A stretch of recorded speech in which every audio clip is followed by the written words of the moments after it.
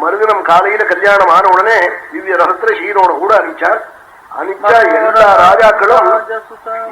ராஜாக்களும் இங்கிருந்து வந்து எதிர்க்க ஆரம்பிச்சுட்டான். மனோரமாம் ராஜசுதாம்ரணம்ய ஜடாரவாக்யம் விஹிதாஞ்சலி புராணோஸ்மிதே ராஜசுதே வரிஷ்டே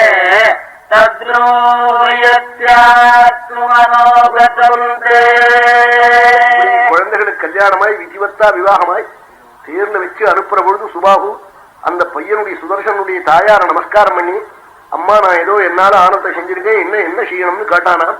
அதுக்கு அந்த அம்மா சொன்னானாம், என் குழந்தைய மேருவா பண்ணிவிட்டியே,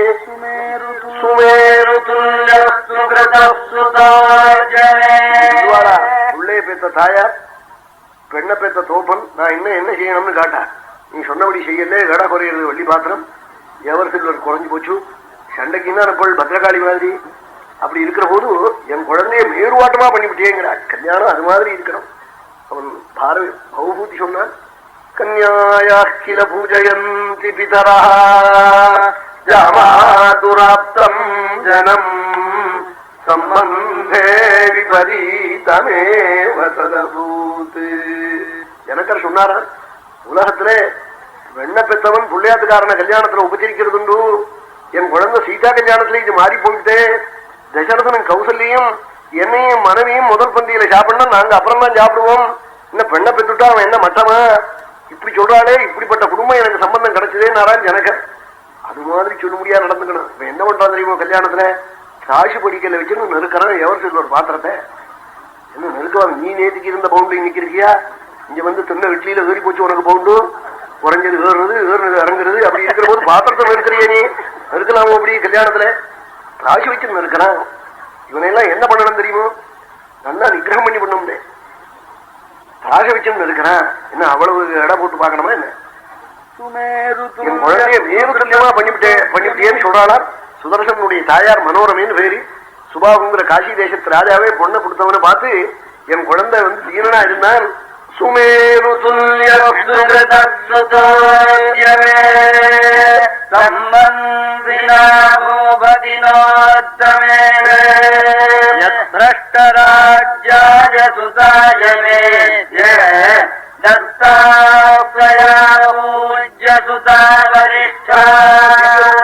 உங்கள் பெண்ணே, ராஜ்யம் இல்லாத என் குழந்தை கொடுத்தேலே, இன்னும் என்ன வேண்டும் நாளாம், இப்படி சொல்லி சந்தோஷப்பட்டு அப்படி பரப்பு நாங்க ஊருக்கு போறோம், எங்க ஆசிரமத்துக்கு போய் மகர்ஷியில போய் நமஸ்காரம் பண்றோம் சொல்லிவிட்டு, நீ ஒன்னும் கவலைப்படாத, ராஜாக்கள் ஏதோ பண்ணிவிடுவான்னு நினைக்காத, என் குழந்தை கண்ட அம்பாள் ஒன்னையும் ரட்சிப்பள், நாளாம் சிவம் பவானி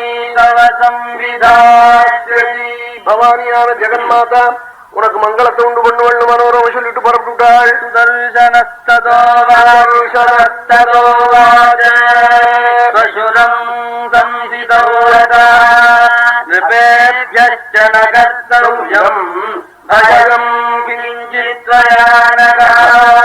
மாமனார பார்த்து சொன்னானாம் சுதர்சனன், ராஜாக்கள் எதிர்ப்பாள்னு நீங்க பயப்படாதீங்களோ, அம்பாள் இருக்காள் காப்பாற்றுவாள்.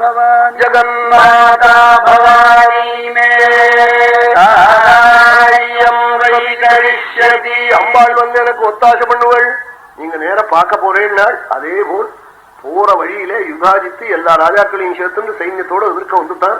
இவங்கிட்ட சைன்யம் இன்னும் ஒண்ணுமில்லை, சுபாகு கொடுத்த சிறு சைன்யம். இந்த சந்தர்ப்பத்துல ஜெகன்மாதா சிம்மாரூடையா வந்து அந்த யுதாஜித்தையும் அவனுடைய பேரனான சத்ருஜித்தையும் நிகிரகம் பண்ணி சகல சைன்யங்களும் ஊரும்படியா பண்ணி அயோத்தியில போய் ராஜ்ய பட்டாபிஷேகம் பண்ண முடியாது. ஜெகன்மாதாவான பராசக்தி வந்து பண்ணிவிட்டாள். சுதர்சனன் இப்படி யுதாஜித்தையும் இந்த சத்ருஜித்தையும் அம்பாளே நேரம் வந்து வசம் பண்ணிவிட்டாள். அவன் பேரனும் போட்டான், அவனும் போட்டான், எதிர்த்தவனும் போட்டான். ஆசிரமத்துல போய் மகர்ஷிகளை எல்லாம் நமஸ்காரம் பண்ணி ரிஷிகள்லாம் ஆசீர்வாதம் பண்ணி அம்பாளுடைய பீஜாட்சரத்தை காமராஜத்தை ஜபிச்சே அது எத்தனை ஸ்ரேயஸை கொண்டு விட்டுடுத்து, சத்ருநாசம் க்ஷேமலாபம் ராஜ்யலாபம் எல்லாத்தையும் கொண்டு விட்டுடுத்துன்னு அத்தனை மகர்ஷிகளும் வந்து நேர அயோத்தியில வந்து பட்டாபிஷேகம் பண்ணி வச்சாள் சுதர்சனனுக்கு.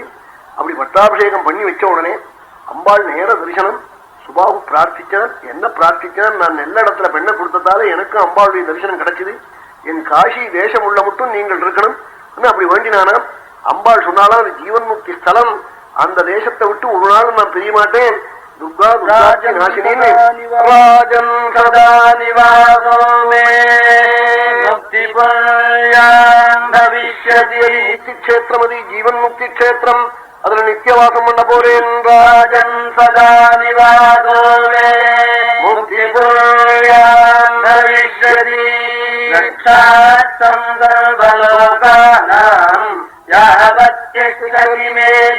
பூமி உள்ள மட்டும் முக்தி புரியாத காசியில இருக்க போறேன். இருந்து உலகத்தை எல்லாம் ரட்சிக்க போறேன். லட்சா ரட்சார்த்தம் மேதினி சுதர்சனஸ்திர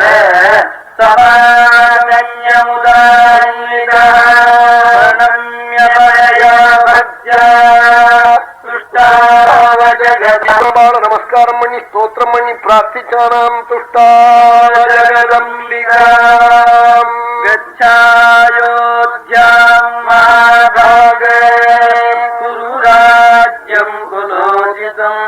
அம்பாள் சொன்னாலாம், அயோத்தியில போய் நீ ராஜாவா இருந்து க்ஷேமத்தை அடைஞ்சி ஒரு காலம் க்ஷேமத்தை அடைய போறேன். ஏதாவது கவலை இருந்தா என்ன நினைச்சு காப்பாத்துறேன்னு நாளாம். பூஜையை மட்டும் மறந்து விடாதே நாளாம். நல்ல புஷ்பத்தை எடுத்து நல்ல குங்குமத்தை எடுத்து அட்சத்தை எடுத்து அப்படி ஹிருதயத்துல உருகி உருகி அந்தர்முக சமாராத்யாயை நமஹ ஓம் பயம் முக சுதுர்லபாயை நமஹ ஓம் ராஜகிருபாயை நமஹ ஓம் ராஜபீட நிவேதித நிஜாஸ்ரிதாயை நமஹ. சுதர்சனுக்கு கொடுத்த ராஜ்யம் தான் ராஜபீட நிவேசித நிஜாஸ்ரிதா. அவன் அம்பாள் கருணை ததும்பி நிற்கிறாளா? எதற்காக? தன்னை அண்டின பக்தனை எந்த பெரிய போஸ்ட்ல உட்காந்து வைக்கிறது, எந்த சக்கரவர்த்தி பீடத்துல உட்காந்து வைக்கிறதுன்னு காத்துக்கிட்டு இருக்காளா? அவன் நினைச்சா என்ன நடக்காது? எதுவும் நடக்கும். ஓம் ராஜபீட நிவேசித நிஜாஸ்ரிதாயை நமஹ. அப்படி ஜெகன்மாதா பராசக்தி அவனுடைய அனுகிரகம் நீ சகல க்ஷேமத்தையும் அடைவேன்னு அம்பாள் அனுகிரகம் பண்ணி அயோத்தியில போய் நீ இருக்கணும். நாளாம் சம்பிதாஸ்யாம்யம் நித்யம் நித்தியம் ராஜ்யத்துல க்ஷேமத்தை நான் கொடுத்துட்டு இருக்கேன். நாளாம்பாள் சம்பிதாஸ்யாம்யம் நித்யம்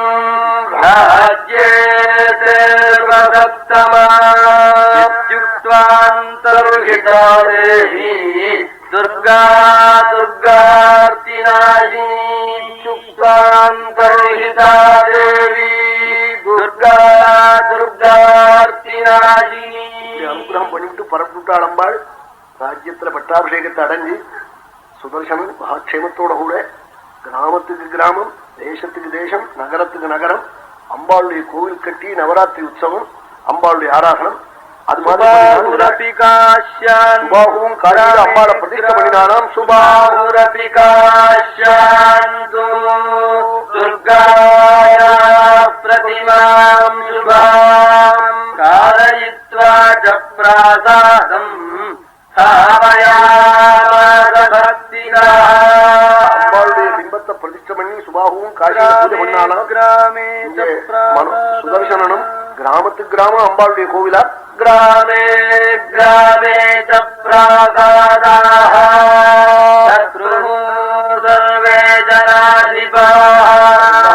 ராஜாங்கத்துல உத்தரவு போட்டுட்டான் சுதர்சனன். எல்லா ராஜாக்களும் அம்பாள் ஆராதிக்கணும், அம்பாளு கோவில் கட்டணும், நித்தியம் லட்சார்ச்சனை பண்ணணும், அம்பாளுடைய ஜனனத்துல அர்ச்சனை பண்ணணும், நமஸ்கரிக்கணும், ஸ்தோத்திரம் பண்ணணும், ஜபிக்கணும்னு உத்தரவு போட்டுட்டான். கிராமத்துக்கு கிராமம், நகரத்துக்கு நகரம் அம்பாளுடைய ஆராதனம். இப்படி நவராத்திரி உற்சவங்கள்லாம் நடந்துதான். நவராத்திரேஷு சர்வேஷு சக்ரு சர்வே விதானம் பவனம் யாகம் தேவ்யா பக்தி பக்தியோட கூட பல பேர்கள் அர்ச்சனம், பல பேர்கள் ஹோமம், பல பேர்கள் ஜபம், பல பேர்கள் நமஸ்காரம், பல பேர்கள் ஸ்தோத்திரம். யாரால எப்படி எப்படி முடியுறதோ அது மாதிரி அம்பாளை ஆராதிச்சாலாம். அம்பாளுடைய அனுகிரகம் பரிபூர்ணமா ஒரு குடும்பத்துக்கும் இருக்கணுங்கிறத இந்த சரித்திரத்திலிருந்து தெரிஞ்சுக்கணும்னு வியாசர் ஜனமேஜயரை பார்த்து சொன்னாள்.